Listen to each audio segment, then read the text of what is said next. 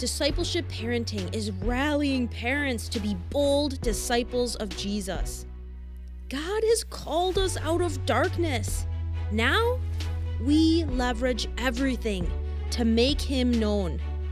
It's time to show our kids what it looks like to walk the path following Jesus, not the wide road of this world. Be equipped, be emboldened to know, live, and stand on God's word. This is Chosen Jen, and you're listening to the Discipleship Parenting Podcast. Hi, everyone. Thanks for tuning in to today's podcast episode. I'm your host, Katie, and I'm not with Justin today. Today, I am joined by Sarah Stonestreet from the Colson Center. And Sarah is here to talk about raising godly girls. I'm super excited for that. The Colson Center exists to equip Christians with the clarity, confidence, and courage in this cultural moment. And I really am excited because we share a very similar heart with what they're doing at the Colson Center. And it's always a blessing to have other godly Christian moms on the podcast talking about just the real ins and outs of raising the next generation, and specifically today, godly girls. So Sarah, thank you so much for being with us on the podcast. Thanks for having me, Katie. I'm excited. So could you just start by just introducing yourself to our listeners, kind of give them your background, how you're connected with the Colson Center, why you care about raising godly girls in general, standing on truth in this culture, kind of just give them a taste of what you're all about. Yeah, what I'm all about. I like that. Yes, so I have four. I'm married to John Stonestreet, and he runs the Colson Center, so that's a big connection there. And I just love that man. He's so wonderful. I'm so grateful for him. And we have four kids, 21, almost 19, almost 17-year-old daughters, and two of them are already off at college. Thankfully, they're at the same college, so when I go visit one, I visit both, and that's very nice. Yay! And then we have a little caboose at the end, Hunter. Hunter's 9, so if you're putting that together, there's a big age gap. And also, he's a boy, and so Katie and I were talking right before this started. It is a whole new ball game, raising girls and raising boys, and I'm having the best time learning all over again all about this parenting thing, because I feel like I'm starting from scratch in a lot of ways. But so my season of life, and I'm assuming that a lot of your listeners will resonate with this. Maybe you do too, Katie. But someone called it the sandwich season, where all of a sudden your kids are starting to fly out of the house, and you're so thankful for that because you're watching them love the Lord and love others and, start pursuing their own things. But at the same time, there's a little bit of sadness there because it's change, and that's always hard. But so watching your kids fly out of the house while at the same time starting to take care of aging parents. And that is a real heavy and sweet season. And Andrew Peterson has this song where he's talking about sorrow, and I always get the title wrong, so I'm not even going to try to say it. I think it's Always Good, maybe, but I always say it wrong, so forgive me if I'm saying it wrong. But he says in one of the refrains, it says, this sorrow is bringing me closer than joy ever could. And I think about that a lot in this season, because it's so true that somehow God uses that sorrow to draw you, just the sweet sorrows even of change and all that. He uses all that to invite you into a more intimate relationship with him. And I can testify to that. So if you're not there yet, it is still a very sweet season. Okay, that's way too much information. I'm resonating because you're resonating. We had a college tour with our son this week, and Yeah. it's so much to be excited about, and yet maybe makes you just appreciate the moments God gives you, and in a different way, and also it's good to remember that everything doesn't last forever. It keeps your perspective so much more necessarily on God and his things versus what you can hold on to, because you just can't. Yeah, well said. Well said. I've homeschooled my kids, and now I'm kind of starting over with Hunter, and it's so fun to start over after such a long gap, because I feel like I have a better understanding of what really matters, and so that's been really sweet. yeah. So did I cover all the bases? I feel That's like good. I could keep going. I feel like women just wear a lot of hats. So if I just kept going and telling you all the little details of my life, we'd have to end after I just introduced myself. But No, it's good. That's Yeah. how we work, and it kind of all Yes. ties together, and Yes. somehow we as women can figure it all out. So it's good. Right. So when I was reading your bio, I love that you and your husband work with the youth ministry at your church. That's really what sprungboard Justin and I into even caring about the next generation after 8 years of working with the youth. That statistic about the young people leaving the church wasn't just numbers to us. It became real faces, the kids who were at Yes. weekly Bible study, and it just broke our hearts. And so God just really burdened us, like maybe instead of waiting for someone else to do something, like we should do something.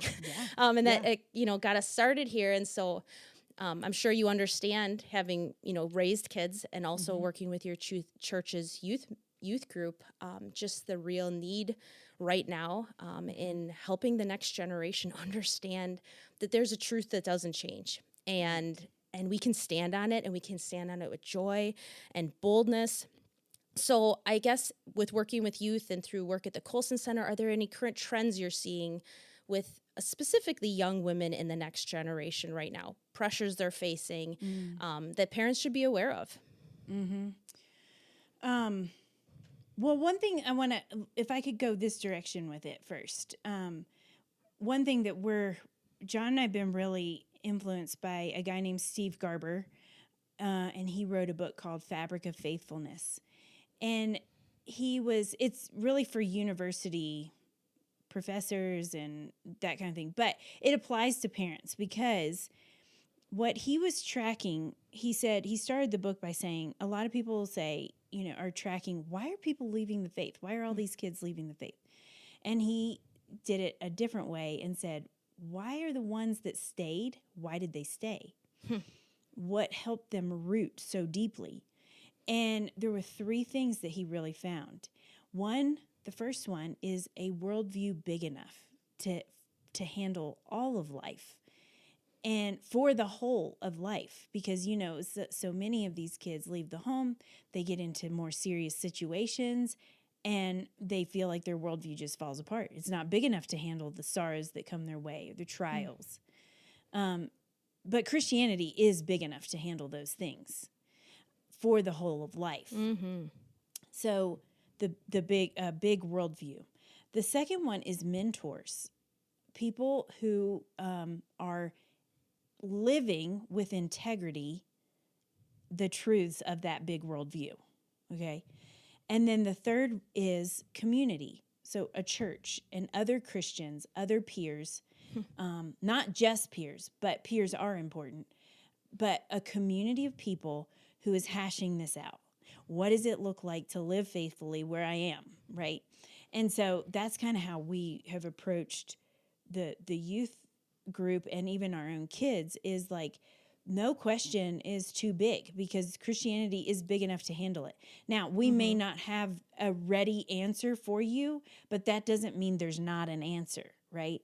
And so I think as parents and those working with children, we can say, it's okay to say, I don't know, but let's do it together. Don't just say, I don't know, and like leave it.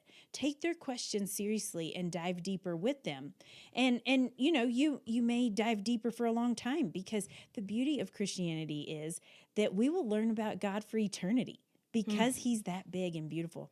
And I can't remember who has this quote. I want to say it's Augustine, because it sounds very Augustine, but it's like, what good is a God? Like, what kind of God would it be if we could explain him away?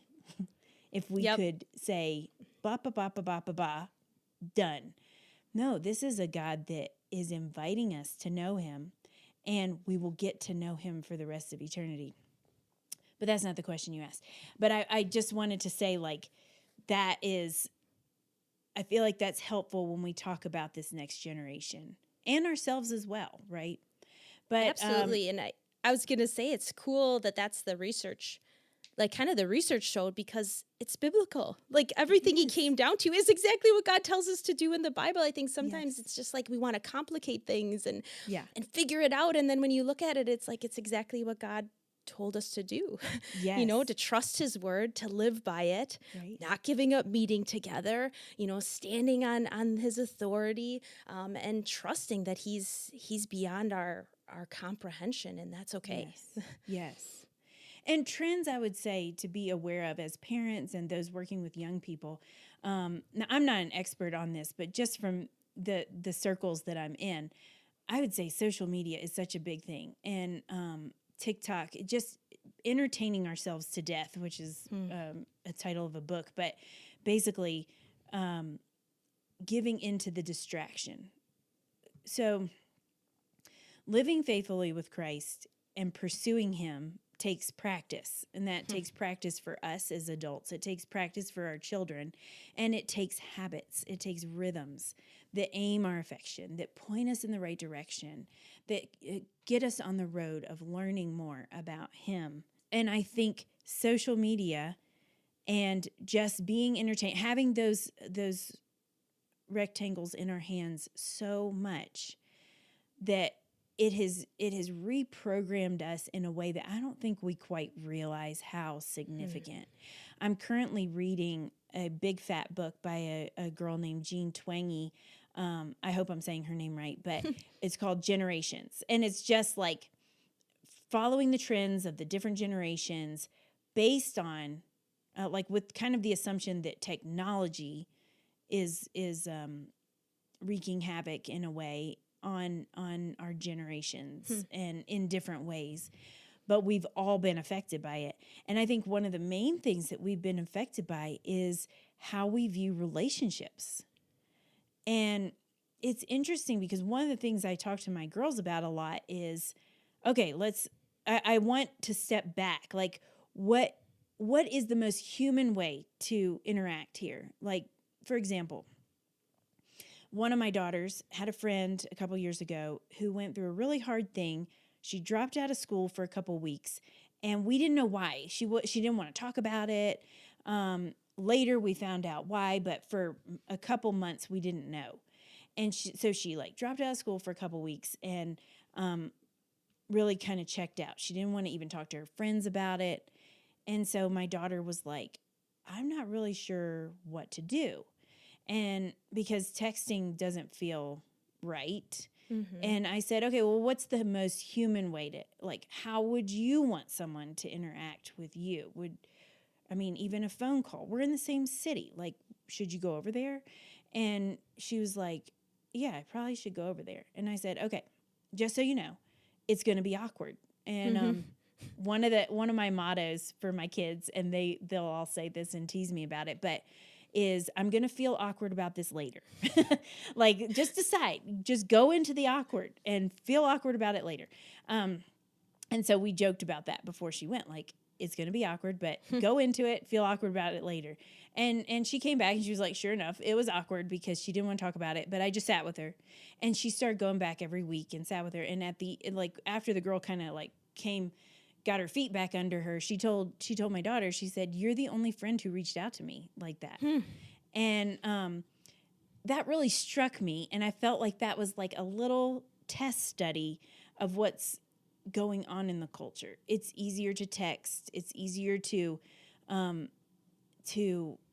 avoid people that are annoying, to categorize and not really dive in relationally. But listen, think about this. The greatest commandment is to love the Lord your God with all your heart, soul, mind, and strength. And the second is like unto it, to love your neighbor as yourself. Like, the Christian life is being swept up into the love of the Trinity. That's the Christian life. It is the kingdom of God is open to us, and the kingdom of God is God dwelling with us. We are in his love. And because of that, then it's this reciprocity. It's this giving and receiving love that we're called to. So I think social media, one of the big things that we have to think through as we disciple our young people and ourselves, you guys, because we're not good at this either, is what does it look like to love? It's not an accident that we're in this time, in this place. Not only that, it is our calling. We're called to this time and place. So we can wish we were in a different time and place, but that's not what we're called to. And one of the big things, big distractions of this time and place that is distracting us from meaningful relationship, meaningful community, is technology. So not that it's all bad. I'm not a Luddite or anything like that, but we have to be intentional about how we use it, when we use it, and how we engage. Does that answer? Like, I feel like maybe that's a little bit of a tangent, but No, what do you I'm think? actually glad you said that, because I think sometimes we go to like the instant dangers, like, oh, you could get involved with pornography, obviously a danger. You could, get involved in a lot of bad things, and this idea with technology, but really, especially I think as women, that relational aspect is so pivotal. And so we've almost like trained an entire generation of young women, at least let's talk about women because I am one, to have these like surface level fake relationships that never go where real relationships should go. And it's so funny you say the awkward thing. I say that to my kids all the time. Like, you cannot be afraid of things being awkward. If you are afraid of awkward, you will never talk about hard things. You will never go where you need to go. You will never pray for someone in the grocery store. You will never do a ton of things. Like, you just have to get over it. It will be awkward. So was cheering you on when you were telling your kids that. I love it. And I think when you think about so many young girls, like, isolated from real relationships that are going to ground them in the truth, that are going to, help them experience the love of God through other believers. And instead, now we've got these like surface level relationships. It leaves a starving generation of young women who are just desperate for anything that can satisfy that need. And it's a way I didn't expect you to talk about a challenge facing the next generation, but such a terrible cycle. And I love the idea of like helping our young ladies think about getting beyond that to like, what does real love look like? What does it look like to go where it's uncomfortable? Yeah. Well, and I think another thing that kind of flows from that lack of real relationship, from the distractions that we just talked about, is it produces a lot of anxiety and meaninglessness. And even if you are very careful in your home about technology use, their friends are using it. It's the water we swim in.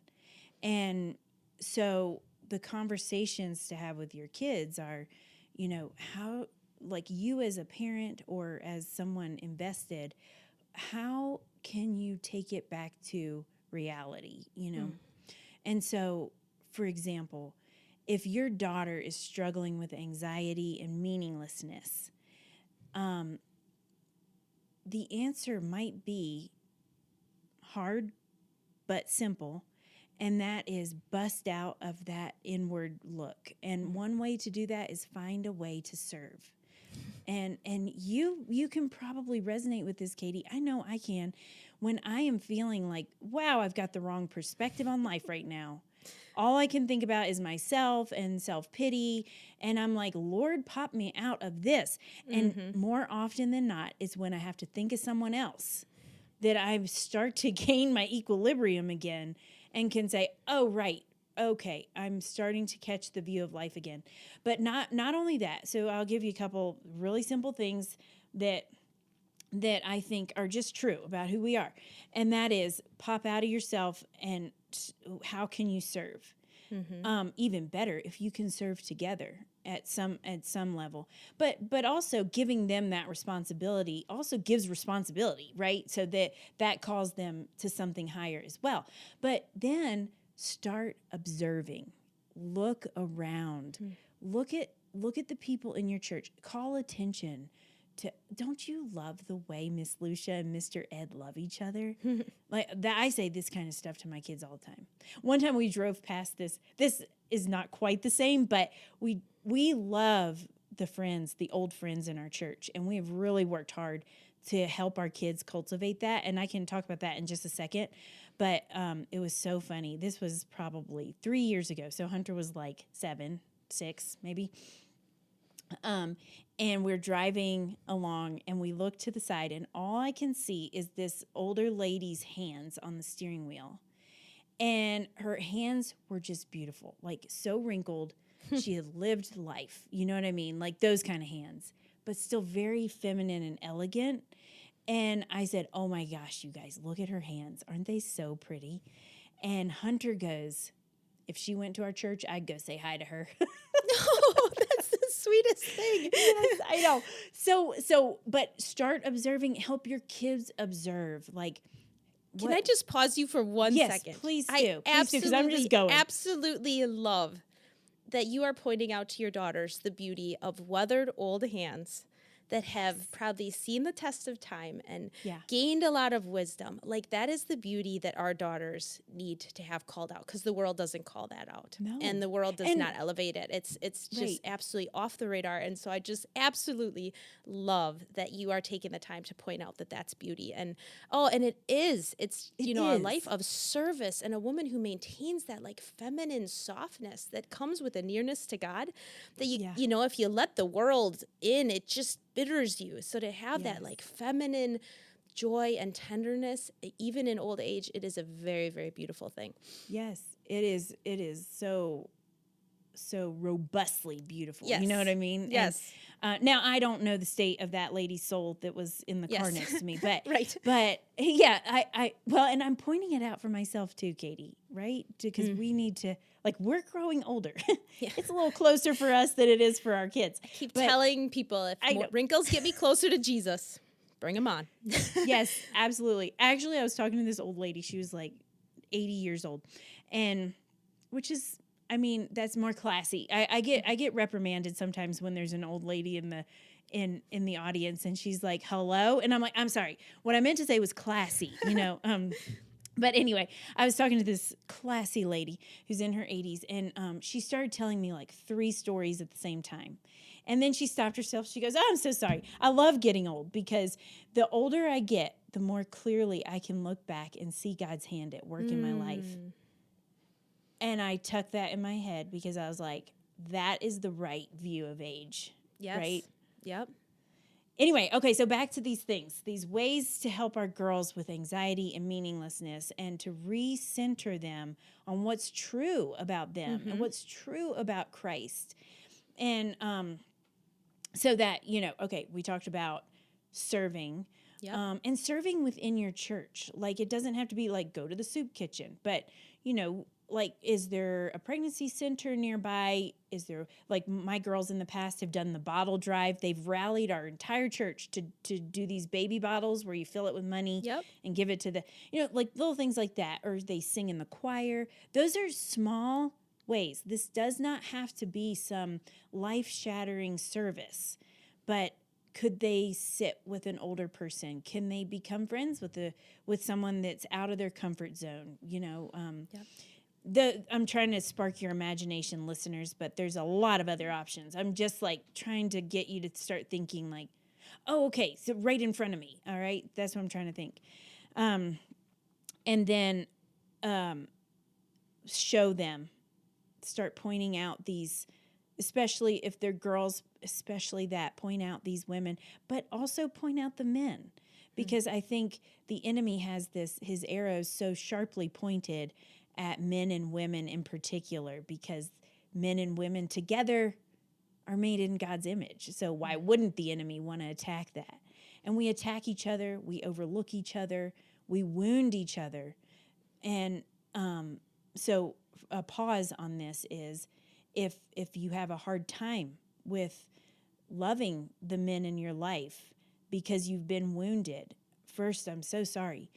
And second, Christ died for that grief and sorrow too. And that's not the way it was intended to be. And not all men are like that. And so I would encourage you, if that is a deep wound in your own heart, to bring that to the Lord and say, could you show me some men that are trustworthy and that love you? And then start observing that too. But okay, so back to observing. The next thing is like read some biographies because that busts you out of this time and place and shows you that, oh, the truth about the gospel is true throughout the ages, not Yeah. just true for my time, not just true in Bible times. It's true throughout the ages. And that it is true that God invites us to participate with him, and that you don't have to wait till you're a grown up to participate with him. You are called to his kingdom right now. What is he calling you to pay attention to? So those are things that I would say too, because there is, it is off the charts anxiety and meaninglessness in our younger generation. And but the Christian story is true. The way they were designed is true. And so how can we tap into that truth about how Christ has designed them and how Christ is inviting them to this moment? Oh, I love that. We Okay, good. are very, very passionate about just reading missionary biographies, Christians who've gone before. I think you just see the reality of like, they're just people, broken people. They make mistakes, and yet you see God's faithfulness through their testimonies. You see God call them to incredibly difficult, challenging things, and yet that's where God put them. I just think, like you said, it gets you out of your like little world where everything seems so overwhelming, and it allows you to just see the faithfulness of God through the lives of other Christians. And I know a lot of parents go, my kids don't like to read. First of all, I always say, like, do whatever it takes to help develop that habit, because your child knowing how to read is really a barrier to them being able to enjoy God's word on their own. But I also think, like, say a Christian's biography or a missionary story or just some church history. If you really have kids at home still who don't like to read, if you're an adult and can read, sit them down and go, tonight we're not watching a movie. I'm going to read this to you. And they might, grumble and complain at first, but we've seen that if it's a story and God's in it, they'll get captured by it. Yes. And so just that encouragement, I think that's a real challenge we face with the technology culture is the attention span and the inability to even engage with some of the awesome, rich materials we have from the course of history. And so as a parent, really facilitating that to help them develop that bigger worldview that really sees that God is big. He can handle the problems. He has been around for all of eternity, and he's been faithful, and he's the same today as he was for that person and for that person. And modeling it yourself, because I know for me, it's easy to be distracted too. And so are you pursuing this, friends? Which I'm telling myself as well. Like, are you putting down the technology? And sometimes, I'll be honest, it's hard to put down the technology. And, you find yourself with an hour to do something, and it's easier. It takes less energy to just like look around on the internet or scroll on social media. But one little habit that I've done in the last several years to counter that, because I do get this like antsiness, it's weird, but I'm sure you guys can resonate with that, is I'll set a timer on my phone for 5 minutes. And I'll say, I'm just going to read for 5 minutes and not touch anything.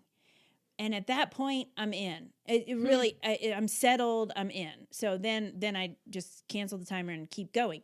But are you modeling those good habits?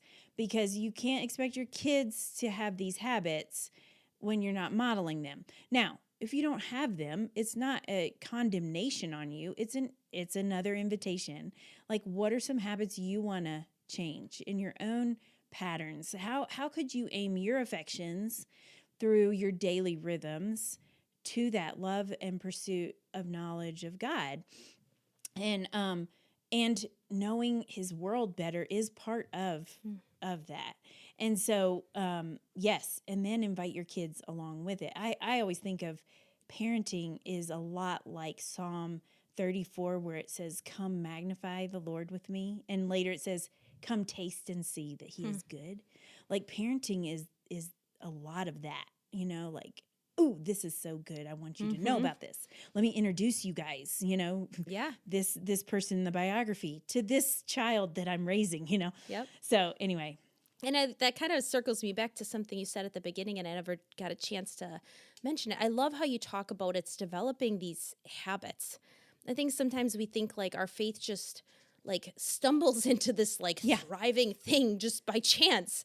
And I think we live in a culture that wants the fast, easy fixes for things. And I love how you talked about it's the habits, it's the daily fighting to turn away from the easy or the cheap to the lasting and the satisfying, and really developing that in our own lives, and then so that we can model that for our kids. I think the draw to that screen is it's almost like you want to escape. There's like a need for, I don't know, just to check out. And if we're not giving our kids healthy ways to relax or calm down, I think of all the stress our kids are facing on the internet or on social media, and then you don't have any other options. Just simple things like, working with your hands, knitting something, or, knowing how to just throw in a batch of cookies, or just giving other ways to develop good ways of coping with stress. Or, but if we're not even giving them those other options, then, I mean, if you're like me, why wouldn't you just grab something that's easy, So really being intentional about helping them, like you said, develop habits that actually allow us to rest, but also point us back to God and allow us to be refreshed, not more stressed than when we started scrolling. Yeah. Good point.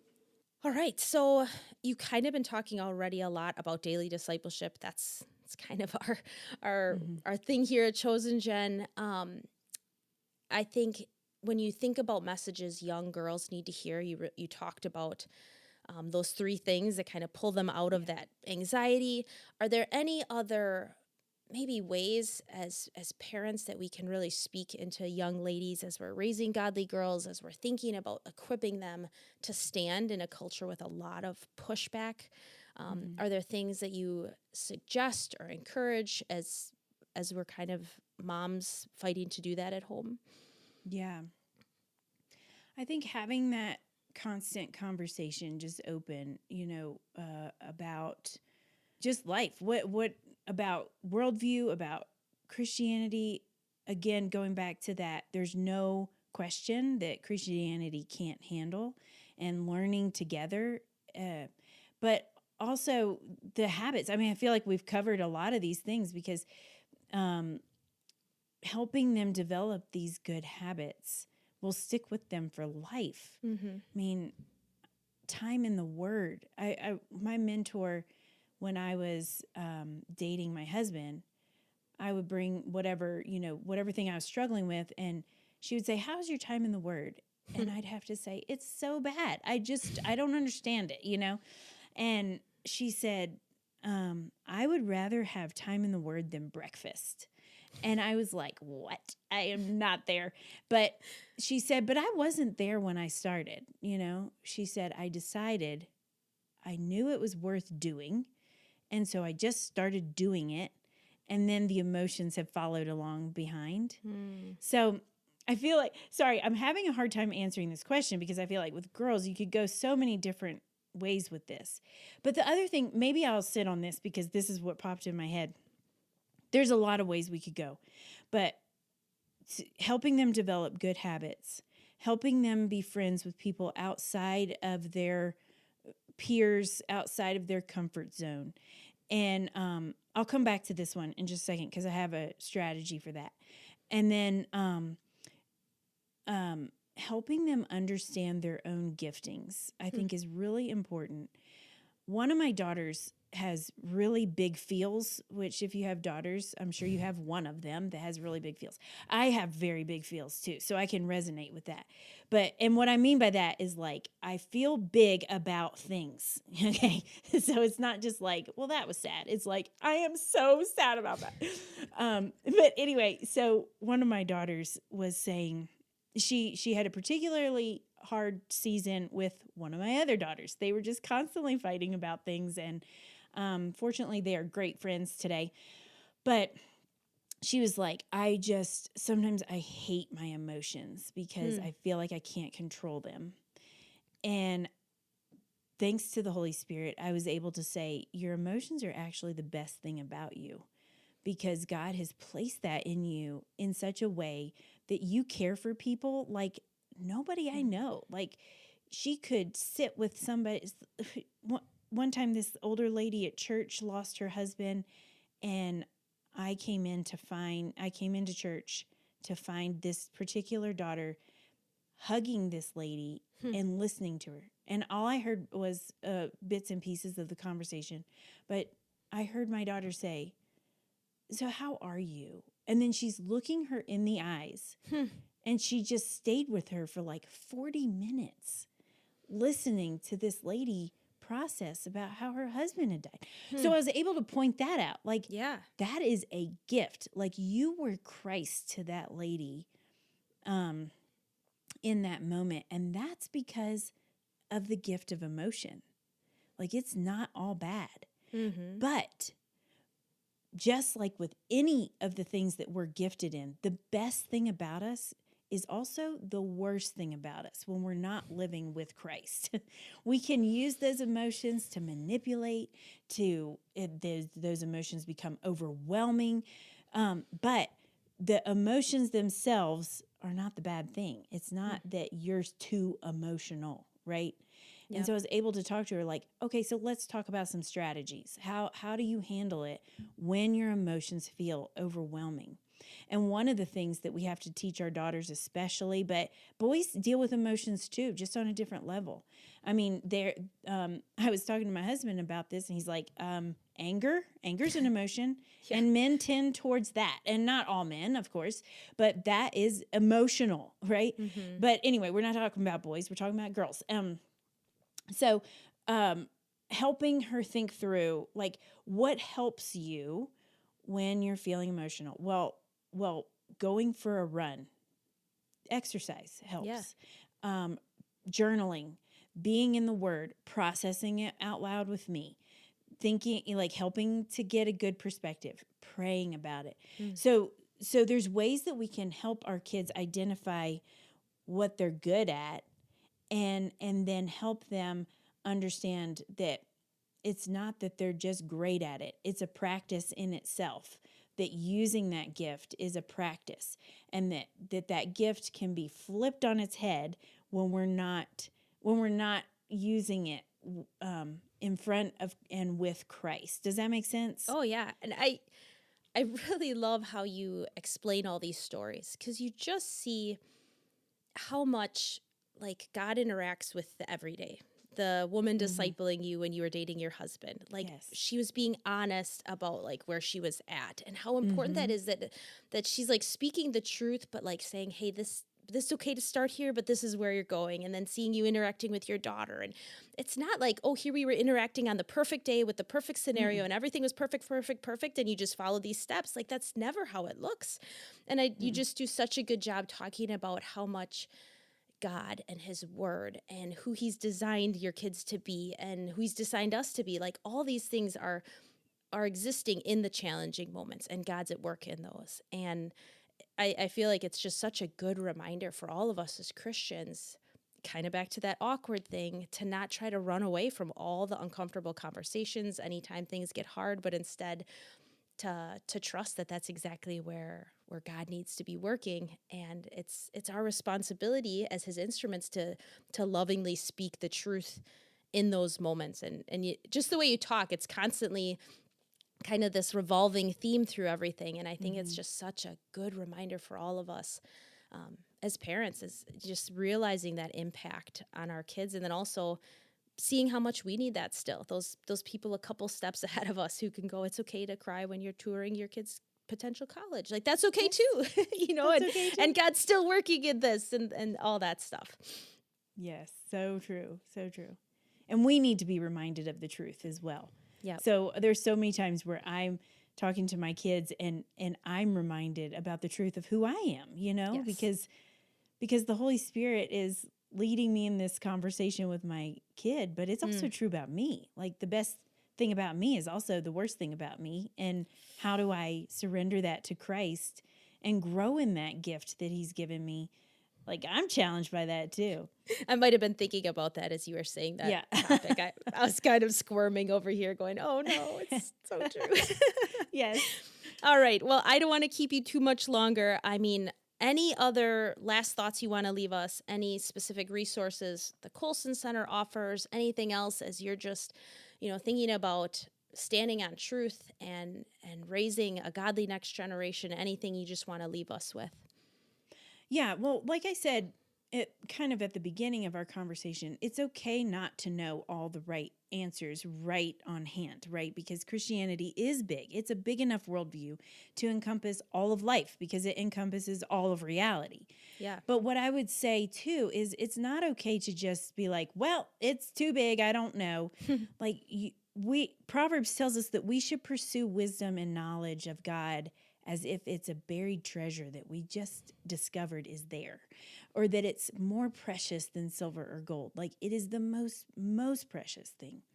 And so I would say to us parents, how are we pursuing that? Because in order to lead our children well, in order to guide them and steward this responsibility that God's given us, we have to be growing in this love and knowledge of God as well. And so, I mean, I would say if you're interested and you're like, where do I start growing in this love and knowledge of God? Obviously, go to church and read your Bible. But as far as like a practical step to really start diving deeper, I would encourage you all to look into the Colson Fellows program. You can go to colsoncenter.org/DP. And the reason why I'm encouraging you parents to do this is that if you are getting a big view, if you're growing in that understanding of the big worldview, right, that we talked about, like that our kids that stay in the faith, they understand that this is a big enough worldview to handle all of life. Well, if you want to grow in that, that's why I'm encouraging you to check out the Colson Fellows program, because the Colson Fellows program is a 9-month deep dive into worldview and cultural engagement and theology. So how do we understand the reality of the world as made, like we are made in God's image? This is God's world. Whether we believe it or not, it is. He is Lord. No matter if we acknowledge it or not, He is Lord. How do we grow in that framework, that big understanding, so that we can look at the challenges that we're faced today in light of that big picture? Because so many people look at it opposite. They see this challenge and then they're like, oh no, that like totally tears down the Christian faith. But we're looking at it from the lens of Scripture, from the lens of God's reality, and saying, how do we make sense of this? And so anyway, back to the Colson Fellows program. It's a nationwide and international program, and you walk through a set curriculum as like everybody's doing the same thing. But then you meet monthly locally in groups. Either there's a lot of churches that are doing it. There's a ton of cities. I don't know the numbers now because it continues to grow, but you can probably find one in your area. So you meet together and you hash this out. You're reading the same stuff that's amazing. You're watching webinars by speakers and authors of today. And then you're hashing it out in groups, in small groups of like, okay, with this framework, what does it look like for me with the responsibilities that I have to live faithfully with Christ in my corner of the world? And I went through it several years ago. Actually, I went through it when I was pregnant with my 9-year-old, so a while ago. But it really helped me to be able to articulate some of these big ideas that I kind of had rumbling in my head, but I wasn't able to articulate it. And I went through it, honestly, because my kids were asking big questions, and I felt like, I can't articulate the answer. I feel like I've got the answer.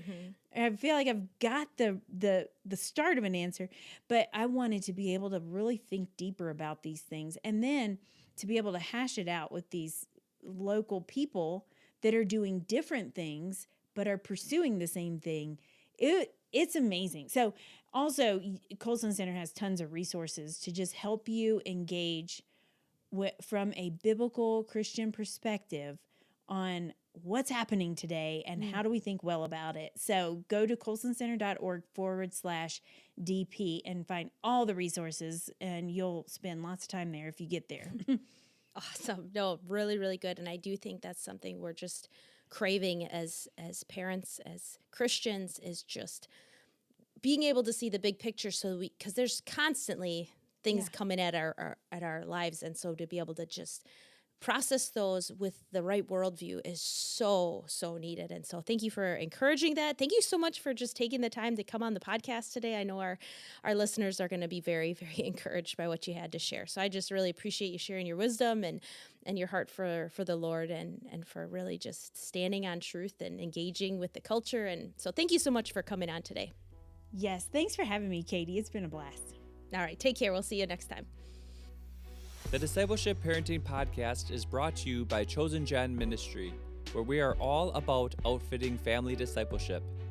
Chosen Gen is a donor-supported nonprofit ministry with a mission to encourage and equip parents as they disciple the next generation. To learn more about Chosen Gen, the resources we offer, or to financially support this work, visit chosengenministry.org. Finally, if this podcast has been an encouragement, be sure to like it, share it, or leave us a review.